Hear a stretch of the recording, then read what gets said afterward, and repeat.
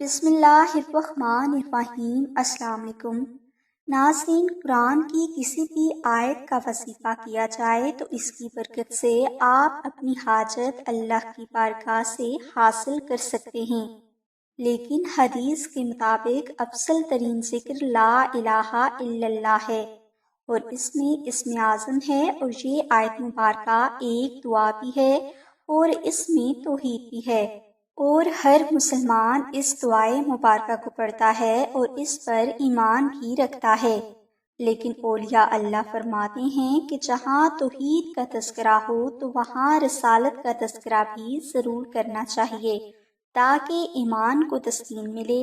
اسی لیے بزرگوں نے پہلے کلمہ شریف کا وظیفہ کی بے حد اہمیت بیان کی ہے۔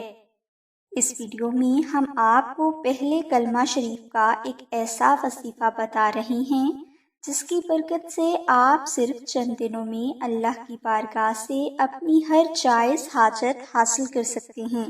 اس وظیفہ کے لیے آپ جمعہ کے دن عشاء کی نماز کے بعد اول و آخر 10 مرتبہ درود پاک پیش کریں اور درمیان میں آپ 2 نفل نماز ہدیہ محمد آل محمد اس طرح ادا کریں کہ ان دونوں نوافل میں آپ الحمد شریف کے بعد 14 مرتبہ سورہ اخلاص تلاوت کریں۔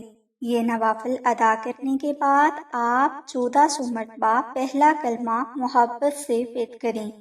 یہ وظیفہ آپ نے 14 دن تک جاری رکھنا ہے اور 14 دن کے بعد آپ ایک دستی پہلا کلمہ اور 10 مرتبہ درود ابراہیمی پیش کرنے کی عادت ڈال لیں، اور جب بھی آپ کے پاس آپ کے ذاتی پیسے ہوں تو آپ کسی مسکین کو کھانا ضرور کھلا دیا کریں۔